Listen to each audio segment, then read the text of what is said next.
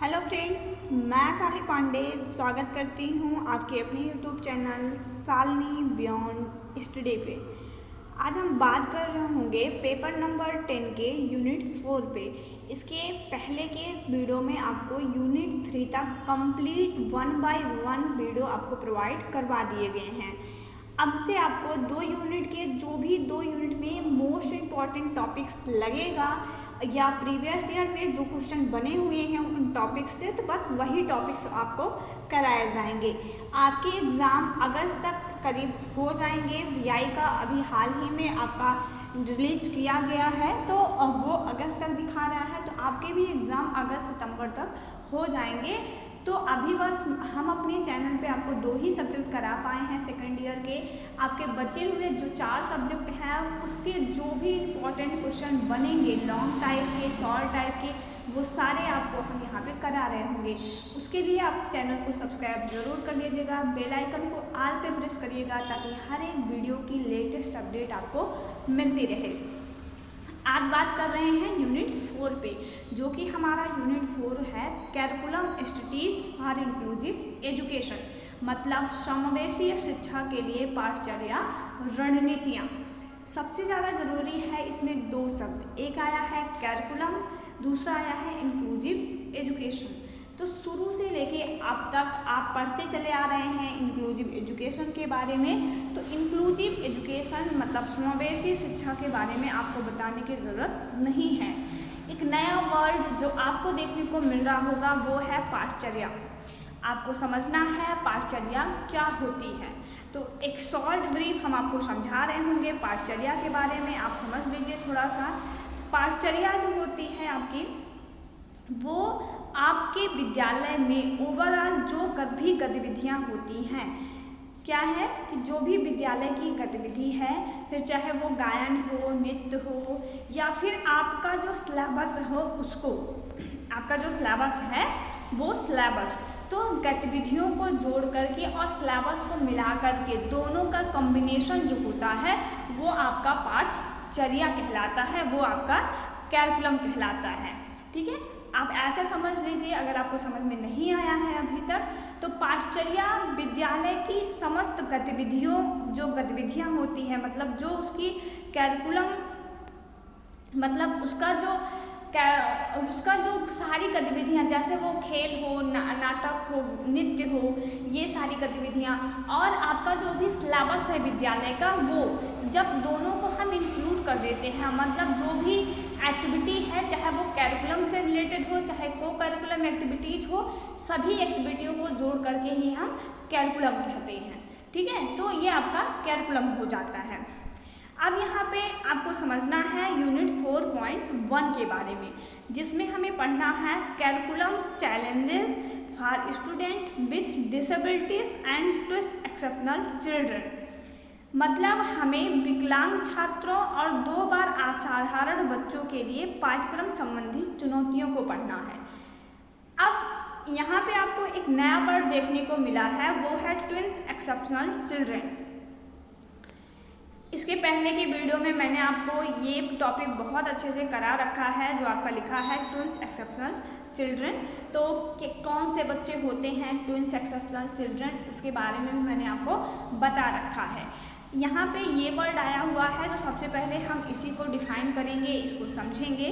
अगर आप बहुत डिटेल में पढ़ना चाहते हैं कि ट्विंस एक्सेप्शनल चिल्ड्रन कौन से होते हैं, तो एक बार आप सर्च करके आप कर लीजिएगा, आपको मिल जाएगा, आप वहाँ से पढ़ लीजिएगा कि ट्विंस एक्सेप्शनल चिल्ड्रन कौन होते हैं। यहाँ पे हम आपको थोड़ा शॉर्ट में समझाने की कोशिश करेंगे, क्योंकि हमें अपने टॉपिक्स में सिर्फ ट्विंस एक्सेप्शनल चिल्ड्रन के बारे में ही नहीं जानना है, बल्कि उनके लाइफ में शिक्षा से रिलेटेड क्या क्या चुनौतियाँ आती हैं, क्या ज़रूरत है उनके लिए करिकुलम बनाने की, वो चीज़ें हमें यहाँ पे समझनी हैं। तो यहाँ पे हम बहुत शॉर्ट में ट्विंस एक्सेप्शनल चिल्ड्रन को समझ रहे होंगे, जिसको आप हिंदी में कहते हैं 2 बार असाधारण छात्र। ट्विंस एक्सेप्शनल चिल्ड्रन को ही हिंदी में कहा जाता है 2 बार असाधारण छात्र। इसको हम प्रेजेंट कैसे करते हैं, तो इसको प्रेजेंट करने का सिंबल होता है 2E। आप 2E ऐसे भी लिख सकते हैं और 2EF ऐसे भी लिख सकते हैं, ये इसका प्रेजेंट करने का तरीका होता है। अब हम समझेंगे कि जो ट्विंस एक्सेप्शनल चिल्ड्रन है ये कौन से बच्चे को हम कहते हैं। तो एक ऐसा बच्चा जिसके पास क्या हो, उच्च बौद्धिक क्षमता या प्रतिभा होती है और साथ ही साथ विकलांगता या सीखने में अंतर भी होता है। मतलब एक ऐसा बच्चा जो प्रतिभावान भी हो किसी न किसी क्षेत्र में और उसके अंदर किसी न किसी प्रकार के डिसेबिलिटीज़ भी हो। मतलब बौद्धिक रूप से बच्चा बहुत अच्छा हो, लेकिन हो सकता है कि फिजिकली या मेंटली बच्चा डिसेबल हो। तो ऐसे ही बच्चों को हम ट्विंस एक्सेप्शनल चिल्ड्रन कहते हैं। द्वि असाधारण बच्चों की पहचान करना मुश्किल होता है क्योंकि उनके पास प्रतिभाशाली छात्रों की विशेषताएं और विकलांग छात्रों की विशेषताएं होती हैं। मैंने आपको बताया ना कि ट्विंस एक्सेप्शनल चिल्ड्रन कौन होते हैं, जिसको मान लीजिए विकलांगता में ADHD है, लेकिन उसकी जो सृजनशीलता है वो बहुत अच्छी है। मतलब वो बहुत अच्छी अच्छी चीज़ों को बना सकता है, नई नई चीज़ों की खोज कर सकता है, उसको बना सकता है, लेकिन वो ADHD का शिकार है। तो ऐसे बच्चों को कहते हैं ट्विंस एक्सेप्शनल चिल्ड्रन। अब ऐसे बच्चों की पहचान करना अपने आप में बहुत मुश्किल टास्क हो जाता है क्योंकि हमें उस बच्चे के अंदर प्रतिभाशाली बच्चे की भी विशेषताएं नज़र आ रही हैं और डिसेबिलिटीज़ की भी लक्षण उसके अंदर नज़र आ रहे हैं। तो फिर ऐसे बच्चों को पहचानना, ऐसे बच्चों को शिक्षा देना अपने आप में एक कठिन काम हो जाता है।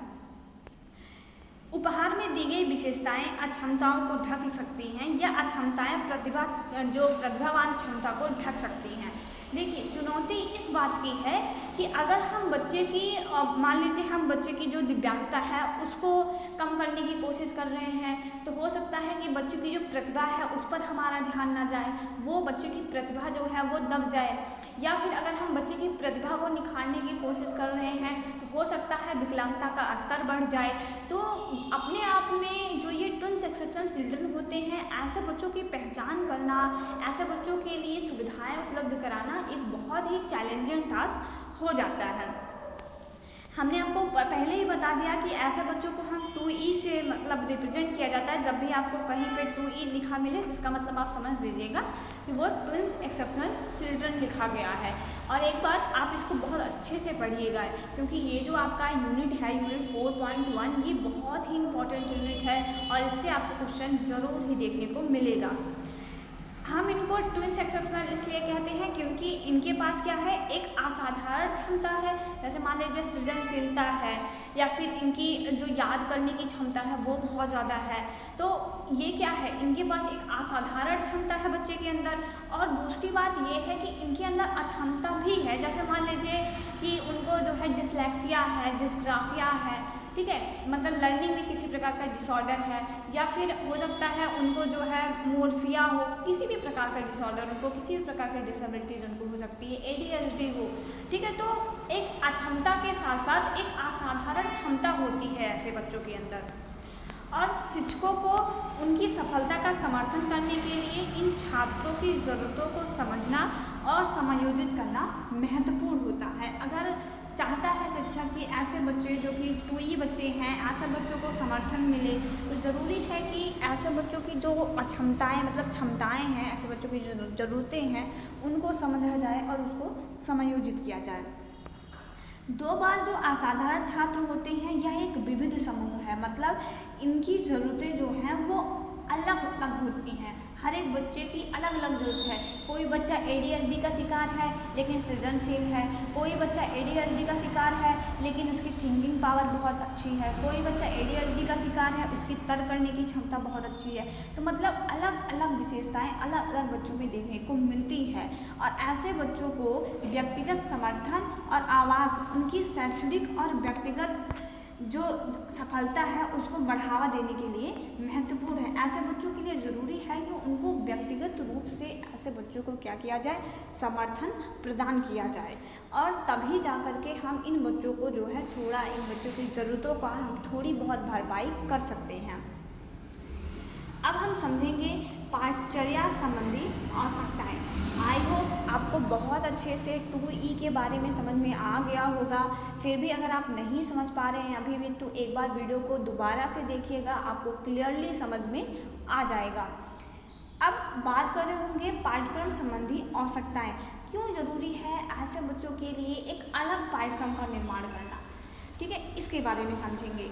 तो 2 बार जो असाधारण छात्रों की शैक्षिक आवश्यकताओं की योजना बनाते समय उनकी शक्तियों, रुचियों और श्रेष्ठ बौद्धिक क्षमताओं के विकास पर ध्यान देना महत्वपूर्ण है। जब भी हम बच्चों की आवश्यकताओं की, मतलब ऐसे बच्चे जो कि 2 बार असाधारण बच्चे हैं, ऐसे बच्चों की के लिए हम कोई भी प्लान ड्रॉ करते हैं, कोई भी योजना बनाते हैं, तो ज़रूरी है कि हम इन बच्चों की जो भी शक्तियाँ हैं, मतलब इनके अंदर जो पावर है या जो इनका इंटरेस्ट है या फिर इन बच्चों के अंदर जो भी एबिलिटी है, उन सभी की या फिर उनकी डिसेबिलिटी की हर एक बिंदु पर जो है ध्यान दे करके पाठ्यक्रम बनाने की ज़रूरत होती है। सिर्फ इन्हीं बच्चों की नहीं, जब भी आप किसी भी बच्चे के लिए कोई भी पाठ्यक्रम ड्रॉ कर रहे हैं या फिर कोई भी पाठ्यक्रम आप डिजाइन कर रहे हैं, तो ज़रूरी ये है कि आप बच्चे की रुचि का, इंटरेस्ट का, उसकी उम्र का, उसके डेवलपमेंट का, हर एक चीज़ का ध्यान रख के ही कोई किसी प्रकार के पाठ्यक्रम का निर्माण कीजिए। 2 बार असाधारण छात्रों को एक उपयुक्त पाठ्यक्रम की आवश्यकता होती है जो उनकी दोनों विशेष शिक्षा आवश्यकताओं को संबोधित करता हो। मतलब ऐसे बच्चों के लिए ज़रूरी होता है कि एक ऐसा पाठ्यक्रम डिज़ाइन किया जाए जो उनकी दोनों आवश्यकताओं को फुलफिल कर पाए, मतलब उनकी डिसेबिलिटीज़ को भी बढ़ने से रोक सके, साथ ही साथ उनकी जो अंदर की एबिलिटी है उसको भी बाहर निकाल सके। तो उनकी दोनों ही ज़रूरतों को ध्यान में रख करके पाठ्यक्रम डिज़ाइन करने की ज़रूरत होती है। और ये जो ज़रूरतें हैं उनकी विशिष्ट बौद्धिक प्रतिभा और उनकी विशिष्ट सीखने की क्षमता से संबंधित हैं। और ये ज़रूरतें क्या होती हैं, उनकी क्या है, विशिष्ट बौद्धिक क्षमता, उनकी जो बौद्धिक, जो उनका मेंटल डेवलपमेंट है, जो ये बहुत ज़्यादा है, या फिर हम कह सकते हैं जो उनके अंदर की प्रतिभा है उसको निखारने के लिए, और उनके अंदर की जो अक्षमता है उनको अक्षमता को बढ़ने से रोकने के लिए जो है हमें पाठ्यक्रम ऐसा ही डिज़ाइन करने की ज़रूरत है। सभी छात्रों की तरह उन्हें विशेष रूप से संज्ञानात्मक अनुभवों को समृद्ध और उत्तेजित करने की आवश्यकता होती है, जहां वे समस्या समाधान क्षमताओं का उपयोग कर सके। जैसे हम सामान्य बच्चों के लिए पाठ्यक्रम डिजाइन करते हैं, एक ऐसा पाठ्यक्रम डिजाइन करते हैं जैसे बच्चे का संज्ञानात्मक अनुभव जो है या फिर संज्ञानात्मक विकास बच्चे का बहुत अच्छा हो सके, उसी तरीके से जैसे सामान्य बच्चों के लिए प्रोसेस होता है, उसी तरीके से हमें ध्यान में रख करके ऐसे विशेष बच्चों के लिए भी पाठ्यक्रम डिजाइन करना चाहिए, ताकि बच्चे जो है अपने जीवन में आ रही समस्याओं का समाधान करने के लिए खुद को समर्थ रखें, खुद को जो है हर एक प्रकार के इन्वायरमेंट में अपने आप को समायोजित करने के लिए वो तैयार रहें। तो ऐसा ही पाठ्यक्रम डिजाइन करने की आवश्यकता होती है। अब हम बात करेंगे कि क्या क्या शैक्षिक चुनौतियां आ सकती हैं। ठीक है, मतलब 2 बार असाधारण बच्चे या फिर विकलांग बच्चों के लाइफ में क्या क्या शैक्षिक चुनौतियां आ सकती हैं उसके बारे में हम यहाँ पे चर्चा अब करेंगे। हम आपसे दोबारा से ये बात कहेंगे, अगर आपको टॉपिक्स नहीं समझ में आ रहा है तो आप सिर्फ एक बार ही वीडियो देखकर बंद मत करिए, आप वीडियो को 1 बार 2 बार 3 बार उसको देखिए, समझने का प्रयास करिए। आप जितना अच्छा लिखेंगे वो आपके, जितना अच्छा आप लिखेंगे आपको नंबर, मार्क्स उतने ही अच्छे आपको मिलेंगे। तो आप स्वयं से जानते हैं, जब आप दूसरे से कुछ अलग लिखेंगे तभी आपको जो है दूसरों से ज़्यादा अंक प्राप्त होंगे। तो ज़रूरी ये है कि आप चीज़ों को समझिए, रटने का प्रयास बिल्कुल मत कीजिए। आप समझ लीजिए कि मैम कहना क्या चाहती हैं, हमारे इस टॉपिक में हमें किस टॉपिक पे बात करनी है, क्या क्या चीज़ें इसमें इंक्लूड है, वो चीज़ें आप जो है जब 2-3 बार चीज़ों को सुनेंगे तो आपके दिमाग में बैठ जाएगा और आप अपने मन से जो है इन सारे प्रश्नों का जवाब लिखने की कोशिश कीजिए। जब भी हमें 5 नंबर 10 नंबर या जो भी विस्तृत उत्तरीय प्रश्न आपको लिखने होते हैं तो एग्जामिनर ये जानने की कोशिश करता है कि आपकी उस टॉपिक पे समझ कितनी है। ठीक है, तो आप अपनी समझ को प्रेजेंट करते हैं वहाँ पे, जो यहाँ पे चीज़ें आपको दी जा रही हैं आप ऐसे ही उतारने की प्रयास मत करिएगा, आप बहुत अच्छे से समझिएगा। समझने के बाद आप अपने नोट्स अपने हाथ से स्वयं लिखिएगा। ठीक है, ये आपके लिए बहुत ही बेनिफिशियल होगा। एक बार आप मेरे कहने से ऐसा करके देखिए। आप अगर ऐसा 2-4 वीडियो में भी कर लेते हैं कि आप 2-4 टॉपिक्स को भी अपने मन से लिखने का प्रयास करते हैं, आप देखेंगे कि आने वाले 10-15 दिनों में आप बहुत अच्छे से टॉपिक को देख कर ही उसके बारे में सोचना स्टार्ट कर देंगे स्वयं से ही। तो आप एक बार मेरे कहने से काम जरूर करिएगा। अब हम बात कर रहे हैं 2 बार असाधारण बच्चों की शैक्षिक चुनौतियों के बारे में। तो जो 2 बार असाधारण बच्चे होते हैं, सबसे पहले मुश्किल होता है इनकी पहचान करना, ठीक है, क्योंकि इनके अंदर क्षमता भी है और अक्षमता भी है, तो दोनों की पहचान करना तो फिर वैसे भी जो है अब एक मुश्किल काम ही हो जाएगा। और उनका समर्थन करना ये भी अपने आप में एक चुनौतीपूर्ण कार्य होता है। चलिए, हमने पहचान भी कर लिया कि हाँ बच्चा जो है सृजनशील है और ADHD का शिकार है, बट ज़रूरी अब ये है कि ऐसी कौन सी रणनीति विकसित करें जिससे बच्चे का डेवलपमेंट बेहतर हो सके, ठीक है। तो पहचान करना पहली बात तो मुश्किल है, पहचान भी कर भी लिया तो अब ज़रूरी ये है कि उनका समर्थन कैसे करें, कैसे इन बच्चों की चुनौतियों को हम स्वीकार करके इन बच्चों का डेवलपमेंट कैसे करें, ये अपने आप में एक मुश्किल काम हो जाता है, क्योंकि उनकी ताकत और चुनौतियों को हमेशा पहचानना या स्वीकार तो नहीं किया जा सकता। कहने का मतलब ये है कि ज़रूरी नहीं है कि हर एक बच्चे के अंदर की एबिलिटी को, उसकी अक्षमता को हम ठीक ढंग से पहचान ही सकें, ठीक है। पहचान भी लिया तो फिर उनका समर्थन करना, उनके लिए सुविधाएं उपलब्ध कराना अपने आप में चुनौतीपूर्ण हो जाता है। अब शिक्षकों को क्या चाहिए कि उनकी सफलता का समर्थन करने के लिए इन छात्रों की ज़रूरतों को समझना और समायोजित करना महत्वपूर्ण है। अगर आप उनकी बच्चों की पहचान कर लेते हैं तो ज़रूरी ये है कि आप इन बच्चों की क्षमताओं की पहचान करने के बाद उनकी आवश्यकताओं को पूरा कर सके, उनकी आवश्यकताओं को समझ सके और जो भी रिक्वायरमेंट है उनकी, उसको आप फुलफ़िल कर सके। जैसे अगर एक उदाहरण के तौर पे हम आपको समझाना चाहें तो जैसे मान लीजिए एक ऐसा बच्चा है जो 2E का शिकार है, मतलब 2E का शिकार नहीं कर सकते, सॉरी, हम कह सकते हैं कि जो कोई ऐसा बच्चा है जो कि एक्सेप्शनल हो, ट्विंस एक्सेप्शनल चाइल्ड हो अपने आप में, तो हमें अपनी प्रतिभा के क्षेत्र में समृद्ध गतिविधियों या उन्नत पाठ्यक्रम के साथ साथ उसकी विकलांगता या सीखने के अंतर के लिए आवास और समर्थन से लाभान्वित हो सकते हैं। मतलब उनको क्या करना चाहिए हमें कि एक ऐसा समृद्ध पाठ्यक्रम देना ही चाहिए, साथ साथ उनकी जो सीखने के अंदर है, मतलब उनकी जो सीखने की डिसेबिलिटीज़ हैं, ठीक है। जैसे मान लीजिए कि बच्चे में कोई बच्चे में जैसे मान लीजिए बच्चा जो है सृजनशील है या बहुत अच्छा थिंकिंग उसकी बहुत अच्छी है, या बच्चे की जो याद करने की क्षमता है वो बहुत ज़्यादा है, ठीक है। किसी भी प्रकार की जो क्षमता है बच्चे के अंदर डेवलप हो सकती है, तो अगर आप उसकी क्षमता के लिए कोई पाठ्यक्रम बना रहे हैं या उसकी क्षमता को आप आगे बढ़ाना चाह रहे हैं, तो आप उसकी अक्षमता को पीछे मत छोड़िए, आप उसकी क्षमता को प्रोत्साहित करने के साथ साथ उसकी अक्षमता को भी जब आप जो है प्रोत्साहित करेंगे, अक्षमता को प्रोत्साहित करने का मतलब है कि आप जब उसकी अक्षमता को जो है बढ़ने से रोकेंगे और उसकी क्षमता को निखारेंगे, दोनों काम जब आप साथ में करेंगे तभी चल कर के आप बच्चे के जीवन की जो ये शैक्षिक चुनौतियां हैं उसको कम करने में अपने योगदान दे सकते हैं। छात्रों को क्या करना चाहिए, छात्रों के लिए उनकी प्रतिभा की प्रकृति के अलावा उनकी सीखने की अक्षमता की प्रकृति को सही ढंग से समझने की कोशिश करते समय मार्गदर्शन की आवश्यकता होती है। मतलब जो बच्चा है, हमें सिर्फ बच्चे को उसकी प्रतिभा की प्रकृति के बारे में ही नहीं बताना है, हमें बच्चे को उसकी जो अक्षमताएं हैं उसके बारे में भी उसको ज्ञान देना है और बच्चे को दोनों चीज़ों को सही ढंग से समझाने की कोशिश हमें करनी चाहिए। और ऐसे बच्चों के लिए रणनीतियाँ पेश की जानी चाहिए। रणनीतियों का मतलब क्या है कि ऐसे बच्चों के लिए हमें बहुत सारी गतिविधियों के माध्यम से बच्चों को पढ़ाना चाहिए।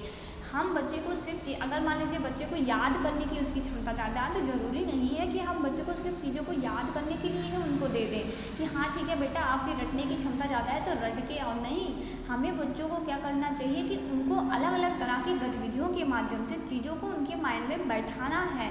बच्चा अगर सृजनशील है तो हमें बच्चे की सृजनशीलता के गुण का विकास करने के साथ साथ बच्चे की अक्षमताओं को बढ़ने से रोकना है, ताकि दोनों गुण बच्चे के एक साथ जो है वो, मतलब हमें दोनों ही चीज़ों पे काम करना है, तब जा कर के हम ऐसे बच्चों की जीवन की जो शैक्षिक चुनौतियाँ हैं उसको कम कर सकते हैं। बच्चे की जो सीखने की अक्षमताओं की भरपाई हम तभी कर सकेंगे जब हम इन सारे रणनीतियों के माध्यम से जो है हम बच्चे का डेवलपमेंट करेंगे। उन्हें सोच और संचार के वैकल्पिक तरीकों को विकसित करने की आवश्यकता है ताकि वो अपनी ताकत के अनुसार सीख सके। हमें बच्चे का सोच के विकास के साथ साथ बच्चे का जो कम्युनिकेशन स्किल है उस पर भी काम करना चाहिए। और यहाँ पे वैकल्पिक तरीकों के माध्यम है कि बच्चे के लिए अलग अलग तरीकों का इस्तेमाल करके हमें बच्चों को चीज़ें सिखाने की ज़रूरत होती है, ताकि बच्चा अपने मतलब अपनी क्षमता के अनुसार, ताकत के अनुसार का मतलब क्या है कि अपनी क्षमता के अनुसार, अपनी योग्यता के अनुसार बच्चा चीज़ों को सीख सके। ये ज़रूरतें जो बच्चे की हैं उनकी विशिष्ट बौद्धिक प्रतिभा और उनकी विशिष्ट सीखने की क्षमता से संबंधित है। ये सारी रिक्वायरमेंट बच्चे को देनी चाहिए। ये सारी जो चीज़ें हैं, ये सारे जो काम हैं वो हमें बच्चे के साथ करनी चाहिए, ताकि बच्चे की जो शैक्षिक चुनौतियाँ हैं उसको हम कम कर सकें। क्योंकि बच्चा जो है प्रतिभावान के साथ साथ बच्चे में जो है अक्षमता भी है, और ये अक्षमताओं को हम तब रोक सकते हैं या उनकी प्रतिभा को हम तभी निखार सकते हैं जब हम बच्चे की इन दोनों चीज़ों पर काम करेंगे। तो ये था आपका पूरा यूनिट 4.1। नेक्स्ट वीडियो में हम बात करेंगे 4.2 पे। लेकिन अगर आपको वीडियो पसंद आए तो प्लीज़ लाइक करना और चैनल को सब्सक्राइब करना बिल्कुल मत भूलिएगा। वीडियो कैसा लगा, वीडियो आपके लिए हेल्पफुल थी या फिर नहीं थी, हमें कमेंट बॉक्स में कमेंट करके ज़रूर बताइएगा। और अगर कोई ऐसा टॉपिक, कोई ऐसा सब्जेक्ट है जिस पर आप वीडियो चाहते हैं तो आप अपना कमेंट जो है कमेंट बॉक्स में छोड़ दीजिएगा। हम हर एक सब्जेक्ट पे आपको वीडियो प्रोवाइड करवाएंगे आपके एग्ज़ाम से पहले, ये हमारा वादा है आपसे। लेकिन आप लोग भी जो है चैनल को अपने दोस्तों के साथ ज़रूर शेयर करिएगा, ताकि हमें भी मोटिवेशन मिलता रहे और आपके लिए हर एक टॉपिक जो भी इम्पोर्टेंट है उस पे हम आपको वीडियो प्रोवाइड करवा पाएँ। मिलेंगे नेक्स्ट वीडियो में, तब तक के लिए जय श्री राम, जय हिंद।